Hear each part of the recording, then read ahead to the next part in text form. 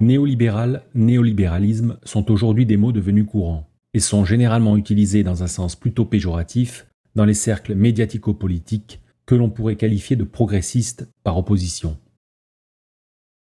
On met bien volontiers tous les maux dont souffrent nos sociétés sur le dos d'un prétendu néolibéralisme, et ce, sans que cela ne souffre d'aucune contestation possible, ni d'aucune remise en question de cette affirmation, ou si peu.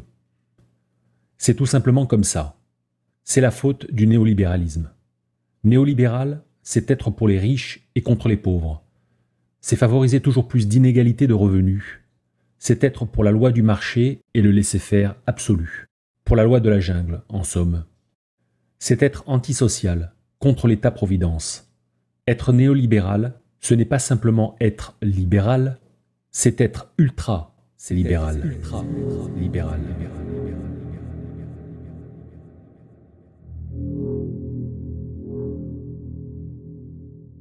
Voilà ce que recouvrent les termes néolibéral ou néolibéralisme dans l'esprit de beaucoup de personnes de nos jours. Mais ceux qui pensent ou disent cela, ont-ils seulement la moindre idée de ce qu'est le néolibéralisme, par opposition au libéralisme classique, dirons-nous? Savent-ils que le courant néolibéral est né il y a plus de 80 ans en France, et que l'on ne devrait pas parler de néolibéralisme au singulier, mais plutôt des néolibéralismes? Savent-ils également qu'à l'origine de ce courant de pensée, il y a eu un livre, The Good Society, publié en 1937 et traduit en français par la Cité Libre.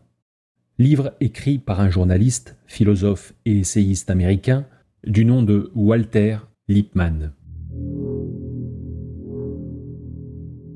Le livre de Lippmann a donné lieu 1 an plus tard à un colloque qui s'est tenu à Paris à l'initiative du libéral Louis Rougier.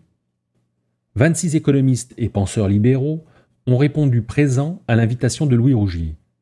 Outre Walter Lippmann et Louis Rougier lui-même, étaient également présents Friedrich Hayek, Ludwig von Mises, Alexander Rostow, Wilhelm Röpke, Raymond Aron, Jacques Rueff ou encore Michael Polanyi, le frère de Karl, pour ne citer que les noms les plus connus, et qui allaient compter par la suite.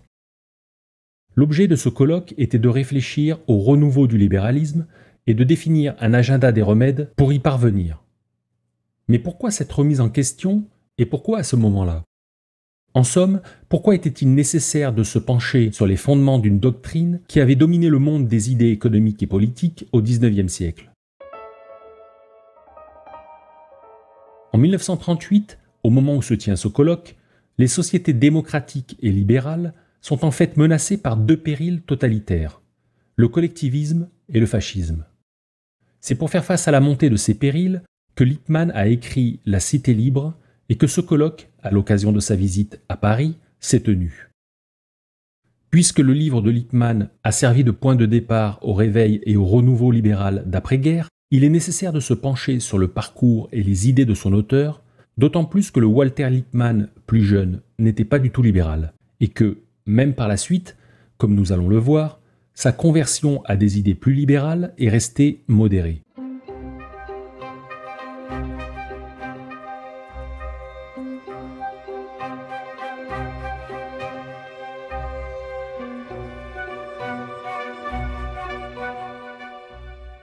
Toute sa vie, Walter Lippmann a été un célèbre journaliste et un auteur américain qui a beaucoup réfléchi sur la question sociale, la démocratie, la société libre et la place et le rôle du gouvernement dans la société. Lippmann a reçu 2 fois le prix Pulitzer. Il est à l'origine du néologisme stéréotype en psychologie, qu'il utilise pour la première fois en 1922 dans son livre Public Opinion, l'opinion publique en français. Il a aussi popularisé l'expression de guerre froide dans son livre éponyme de 1947. Il utilise également l'expression « fabrique du consentement » qui sera reprise et popularisée plus tard par Noam Chomsky. La fabrique ou fabrication du consentement, dont parle Lippmann dans Public Opinion, c'est l'ensemble des méthodes, moyens et techniques utilisées par les experts pour faire adhérer le public à une idée, à une cause, à une politique en particulier. On pourrait penser que Lippmann, ayant inspiré le colloque du même nom, organisé par Louis Rougier en 1938, était un fervent libéral. Or, il n'en est rien. Mais il faut distinguer le Lippmann d'avant la Première Guerre mondiale du Lippmann de l'après-guerre. Il y a eu un changement notable entre les deux. Mais Lippmann n'a jamais été libéral au sens classique du terme, au sens d'un libéral du XIXe siècle.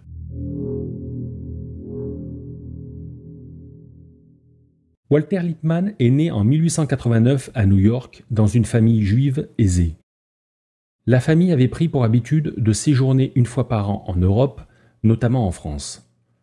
Walter rejoint Harvard en 1906, où il a pour professeurs les philosophes William James et George Santayana, qui l'ont beaucoup influencé. À cette époque, Lippmann est un lecteur averti des auteurs de la Fabian Society. La Fabian Society, ou Société Fabienne, du nom du général romain Fabius dit Cunctator, le temporisateur, était et demeure encore de nos jours à la fois un cercle de réflexion et un club politique de centre-gauche qui a été créé en 1884 en Angleterre par des sympathisants socialistes. Parmi les membres les plus éminents qui ont rejoint dès le début la Société Fabienne, on trouve Sidney et Béatrice Webb, George Bernard Shaw, le célèbre écrivain et dramaturge, ainsi que Herbert George Wells, H.G. Wells, auteur de romans de science-fiction célèbres comme L'Homme invisible ou encore La Guerre des mondes. Les trois premiers, Sidney et Béatrice Webb et George Bernard Shaw, créeront en 1895 la prestigieuse London School of Economics avec le philosophe Graham Wallas qui y enseignera la science politique. Invité à Harvard en 1910, ce même Graham Wallas deviendra le professeur de Lippmann. À l'origine, membre de la Société Fabienne, Wallas s'était éloigné du socialisme pour se rapprocher du libéralisme.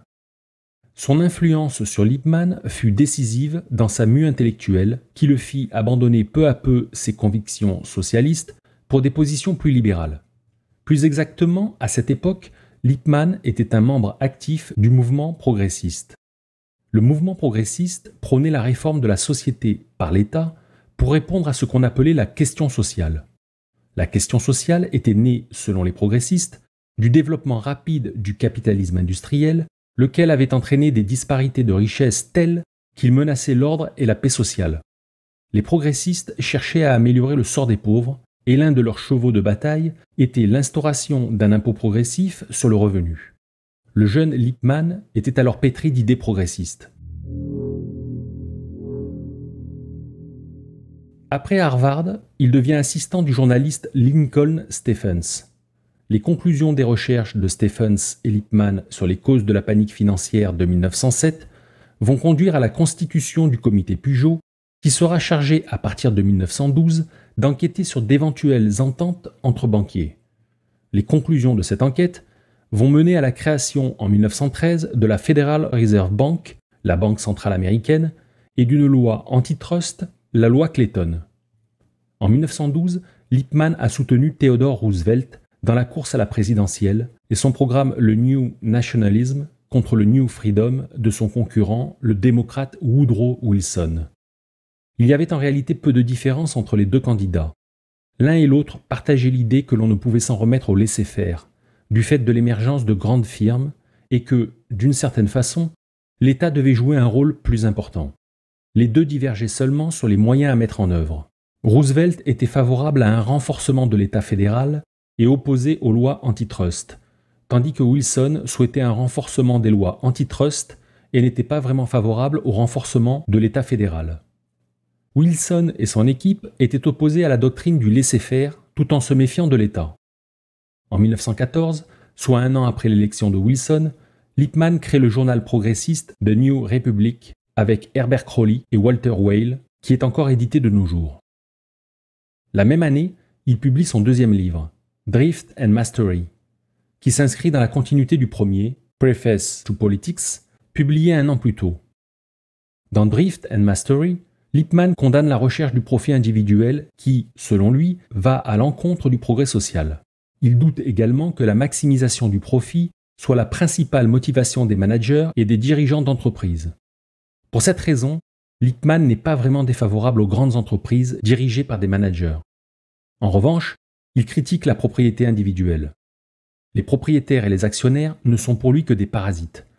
Lippmann pense que les élites, experts ou scientifiques, peuvent améliorer l'état de la société grâce à leur supériorité morale et intellectuelle. Il considère que l'homme ordinaire n'a ni la sagesse ni la capacité suffisante pour ce faire.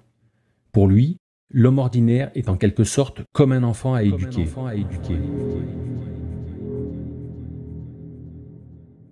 En 1917, il plaide pour l'entrée en guerre des États-Unis, ce qui lui vaudra de devenir l'assistant du ministre de la Guerre, Newton Baker. Et fin 1918, il est envoyé à Paris avec la délégation américaine pour la conférence de paix qui débutera le 18 janvier 1919. Il quittera la conférence fin janvier, considérant que sa présence n'était plus utile. Il y fera néanmoins la connaissance de Keynes, avec lequel il deviendra ami pour la vie. Ils correspondront et se verront souvent par la suite, notamment lors des visites de Keynes aux États-Unis. Keynes et lui étaient opposés à la ratification du traité de Versailles, à cause notamment des réparations demandées à l'Allemagne, qu'il jugeait exorbitantes. Lippmann avait demandé et obtenu de Keynes la permission de publier quelques extraits de son livre « Les conséquences économiques de la paix » dans le numéro de Noël 1919 du New Republic. Il semble que sa prise de position contre la ratification du traité ait contribué à son rejet par le Sénat américain. En 1922, Lippmann écrit Public Opinion, livre consacré à l'étude de la manipulation de l'opinion publique. Là encore, Lippmann considère qu'on ne peut pas faire confiance au grand public dans un système démocratique pour effectuer les bons choix, à moins de recourir à des experts chargés de l'éclairer, de lui montrer le droit chemin. Des experts qui, cette fois-ci, doivent être déconnectés de l'État pour ne pas en subir l'influence et regroupés dans des agences spécialisées. Car Lippmann redoute les dérives d'un État omnipotent et recherche constamment la séparation des pouvoirs. En revanche, il place d'emblée la moralité de l'expert, du scientifique, au-dessus de tout autre. Le scientifique ne recherche pas le profit, selon lui, contrairement aux autres. Il poursuit un but noble qui ne peut que profiter au public. Dans Public Opinion, Lippmann montre une confiance presque aveugle dans la capacité des experts à trouver les bonnes solutions aux prétendus problèmes auxquels serait confrontée la société. Il ne croit pas aux progrès sociaux qui pourraient venir du système lui-même, par l'acquis de l'expérience et l'ajustement progressif des interactions humaines. Le salut ne peut venir que de l'extérieur, par l'entremise des experts et scientifiques.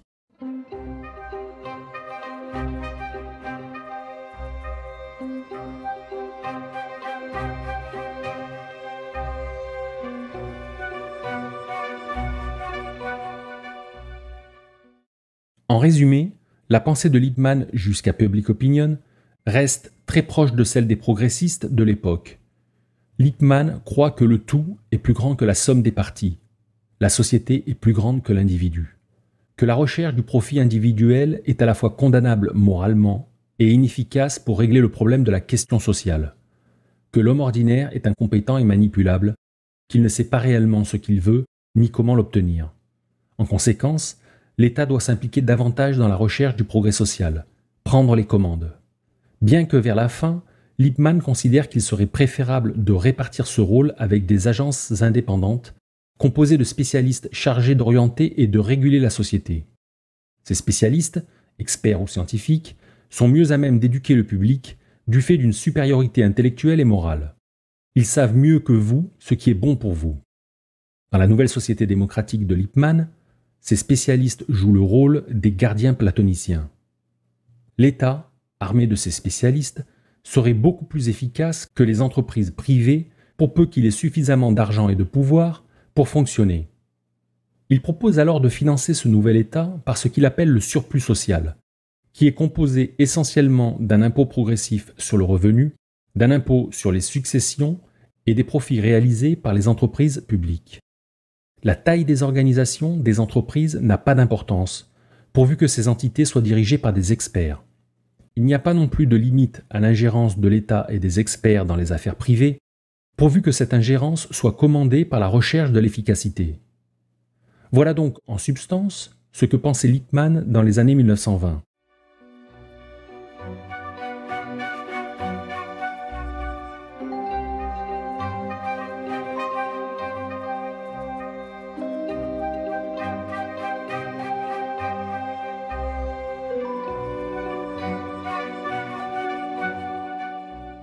Après Public Opinion, Lippmann écrira The Phantom Public en 1925 où, comme le titre le suggère, il considère que le public est comme un fantôme dans une démocratie, un simple spectateur incompétent et indifférent aux questions de société. Dénué de capacités réformatrices, le public peut tout au plus prêter assistance à ceux qui savent, en leur accordant son vote. Il publie A Preface to Morals en 1929, où il traite de la place de la religion dans la société moderne, en constatant le déclin de son autorité morale et spirituelle. Il retrouve Keynes lors de la conférence économique et monétaire de Londres qui s'est tenue du 12 juin au 27 juillet 1933. Keynes lui apprend alors qu'il travaille à une toute nouvelle théorie économique où l'État joue un rôle plus important, ce qui n'était pas pour lui déplaire. Toutefois, Lippmann n'était pas et ne sera jamais un véritable économiste. Il a ainsi avoué à plusieurs reprises qu'il n'y connaissait pas grand-chose, n'ayant pratiquement jamais suivi de cours d'économie. Il confiera plus tard à John Kenneth Galbraith n'avoir même jamais lu la théorie générale de Keynes, dont les idées lui semblaient pourtant séduisantes. Quoi qu'il en soit, cette conférence de Londres semble être le point de départ d'un Lippmann plus libéral. La montée des systèmes totalitaires en Europe commençait à le préoccuper sérieusement. Le communisme soviétique, le fascisme italien et le nazisme allemand menaçaient de plus en plus les systèmes démocratiques et libéraux, sans parler de la Grande Dépression qui frappait le monde entier à la suite du krach de 1929.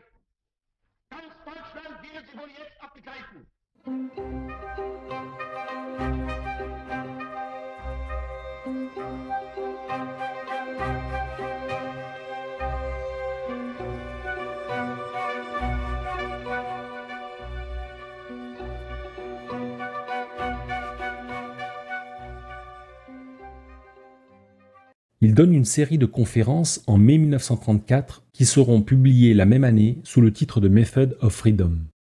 Il enchaîne avec The New Imperative en 1935.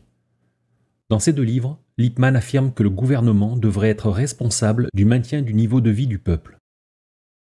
Toutefois, la liberté humaine doit aller aussi loin que possible et, je cite, « l'État est le serviteur et non le maître du peuple ». Il fait aussi la distinction entre deux collectivismes, le collectivisme absolu, ou système d'économie dirigé, et le collectivisme libre, ou système d'économie compensé. Il définit le collectivisme libre de la façon suivante, je cite, « Il est collectiviste parce qu'il reconnaît l'obligation de l'État non seulement dans la poursuite d'un certain standard de vie, mais également dans le fonctionnement global de l'ordre économique. Il est libre parce qu'il préserve à l'intérieur de très larges limites la liberté des transactions. Son objet n'est pas de diriger les entreprises privées selon un plan officiel, mais de les mettre et de les conserver dans un équilibre convenable. Sa méthode consiste à redresser la balance des actions privées par des actions publiques de compensation.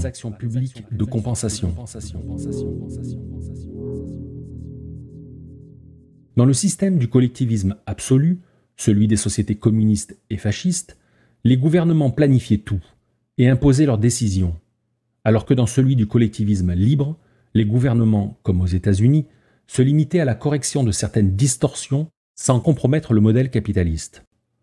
Ils s'autorisaient à adopter des mesures d'urgence temporaires en réponse à des situations d'urgence telles que la Grande Dépression. Cet accent mis sur les méthodes d'urgence pour les situations d'urgence permet d'expliquer le soutien précoce de Lippmann au New Deal de Franklin Roosevelt. Il s'en détachera ultérieurement quand il jugera que ce programme se dirigeait vers une certaine forme de planisme. Lippmann perçoit deux risques à une implication plus grande de l'État dans l'économie. Premièrement, l'engagement de l'État s'accompagne d'une montée des lobbies, qui vont chercher à obtenir les faveurs du politique. D'autre part, il redoute l'affaiblissement de la classe moyenne et l'alliance de la plutocratie, ceux qui ont tout, et du prolétariat, ceux qui n'ont rien. Il propose des aides pour lutter contre le prolétariat afin de développer la classe moyenne.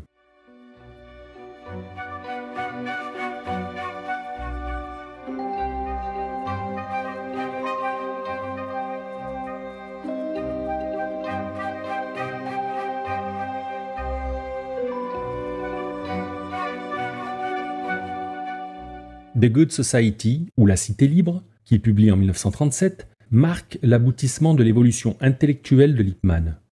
Il s'agit d'une tentative de combiner le capitalisme et la question sociale en opposition au socialisme et au laisser-faire. Dans la première partie du livre, Lippmann explique comment le collectivisme totalitaire est une révolte contre des siècles d'efforts de l'humanité pour se débarrasser de la tyrannie, de la pauvreté et des superstitions idéologiques qui ont rationalisé la domination de quelques-uns sur le plus grand nombre.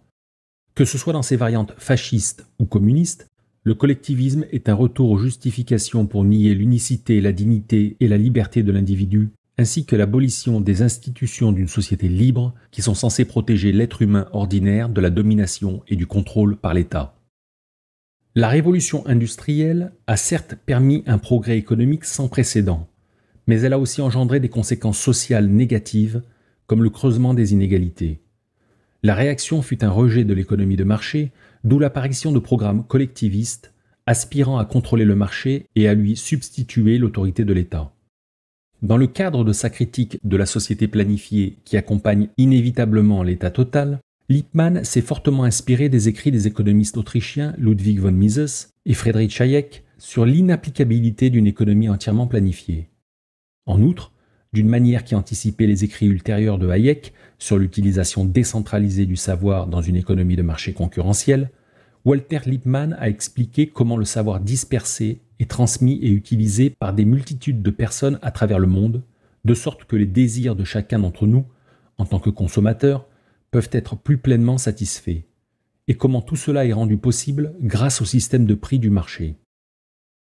Il n'est pas moins cinglant contre le danger des formes fragmentaires de planification qui imprègnent les sociétés démocratiques modernes par le biais de restrictions réglementaires, de protection commerciale et de subventions à la production qui créent artificiellement des monopoles, des industries privilégiées et des individus favorisés. L'intervention du gouvernement corrompt et étrangle le fonctionnement du mécanisme de marché d'une société libre. Dans la mesure où c'est le cas, le pouvoir et la prise de décision sont transférés des consommateurs et des entrepreneurs du marché, guidés par les désirs du public exigeant, aux politiciens, aux bureaucrates et aux groupes d'intérêts spéciaux qui travaillent tous ensemble contre, entre guillemets, la bonne société des personnes libres et prospères.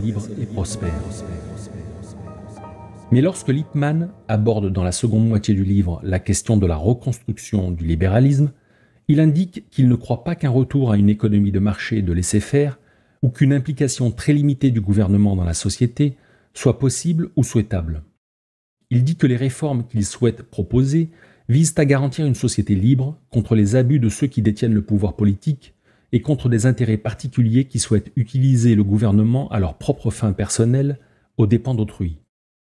Mais il soutient que les économistes et les libéraux classiques du XIXe et du début du XXe siècle ont opéré avec une conception fausse et stylisée d'un homme économique mécanique, l'homo economicus, dans un marché de concurrence pure et parfaite qui ne correspond pas au fonctionnement du monde réel. En outre, il affirme qu'une société libérale n'est pas le résultat d'un ordre spontané naturel, mais qu'elle a été établie par la loi et que, par conséquent, elle peut et doit être amendée par la loi, et ce dans tous les domaines, y compris économiques. Si le libéralisme doit être renouvelé et restauré en tant que système viable, acceptable pour la plupart des membres de la société, le gouvernement doit exercer plus de contrôle et de surveillance sur les entreprises et leur fonctionnement. Lippmann redoute la constitution de grandes entreprises et met à l'index le statut de société à responsabilité limitée, qui débouche, selon lui, sur une plus grande concentration des entreprises. Il pense que les lois antitrust doivent être beaucoup mieux appliquées pour contrer ce mouvement. Le pouvoir est injustement distribué dans une économie de marché non réglementée, ce qui conduit à des abus contre les consommateurs et les travailleurs employés par des entreprises privées débridées. Le gouvernement doit réglementer la taille des entreprises et la façon dont elles utilisent leur pouvoir décisionnel doit être supervisée par des organismes gouvernementaux. Des impôts doivent être établis pour assurer une répartition plus équitable de la richesse entre les membres de la société. Et les impôts perçus plus lourdement sur les riches doivent être dépensés pour la santé publique, l'éducation, les travaux publics, l'assurance sociale et dans d'autres projets et programmes permettant d'améliorer le bien-être de tous. En d'autres termes, le libéralisme réformé et, entre guillemets, nouveau que Walter Lippmann propose comme alternative au collectivisme totalitaire qui menace d'éteindre la liberté et la démocratie dans le monde, n'est rien moins qu'un savant dosage entre l'État-providence interventionniste et la liberté individuelle.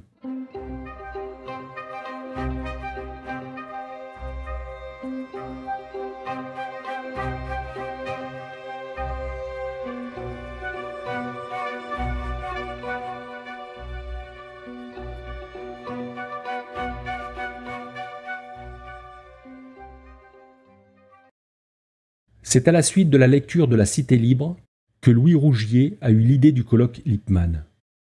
Comme il l'écrit dans un article publié en 1961, je cite, « Le grand columniste américain Walter Lippmann publia en 1937 un maître-livre, The Good Society, qui fut traduit en français sous le titre « La Cité libre ». Cet ouvrage rejetait l'identification posée entre le libéralisme et la doctrine physiocratique et manchestérienne du laisser-faire, laisser-passer. Il établissait que l'économie de marché n'était pas le résultat d'un ordre spontané naturel, comme le croyaient les économistes classiques, mais qu'elle était le résultat d'un ordre légal postulant une intervention juridique de l'État. Je venais d'écrire un ouvrage, Les mystiques économiques, où je montrais que les méfaits qu'on imputait au libéralisme économique étaient le résultat de son abandon. J'estimais que le livre de Walter Lippmann pouvait offrir un excellent texte de référence pour repenser la doctrine libérale. Ce fut l'origine d'un colloque célèbre qui réunit à l'Institut international de la coopération intellectuelle, du 26 au 30 août 1938, quelques-uns des plus éminents économistes de l'Europe et du Nouveau Monde. Pendant ces 5 jours durant lesquels s'est tenu ce colloque, il y eut plusieurs interventions et débats organisés par thème autour du déclin du libéralisme et sur les remèdes à y apporter. Ce qui frappe à la lecture des échanges entre les participants, c'est la diversité des points de vue sur tous les thèmes abordés. On peut distinguer au moins 3 visions libérales qui se sont affrontées lors de ce colloque, avec des divergences plus ou moins marquées. Il y a le progressisme libéral de Lippmann, l'ordolibéralisme de Rostow et Röpke, et le libéralisme classique de Mises et Hayek. Car si nouveau libéralisme signifiait pour les uns pointer les failles du libéralisme historique afin de le rénover, pour les autres, cela consistait tout simplement à réaffirmer les principes libéraux historiques qui auraient été dévoyés ou abandonnés au fil du temps. Parmi les tenants d'un libéralisme historique défaillant qui était à rénover, il y avait également des divergences sur les causes ou sur les remèdes à appliquer. La dernière journée du colloque s'est terminée sur l'agenda des remèdes au déclin du libéralisme tiré de l'analyse de ses causes. Plusieurs propositions ont ainsi été formulées par Lippmann dans le but de restaurer le libéralisme. Il a également été décidé de créer un centre international d'études pour la rénovation du libéralisme. Malheureusement, celui-ci n'aura duré que 2 ans, le début de la guerre ayant mis fin à ses activités. Au sortir de la guerre, une autre organisation internationale, censée reprendre le flambeau, sera mise en place par Hayek. Il s'agit de la Société du Mont Pèlerin, mais ceci est une autre histoire.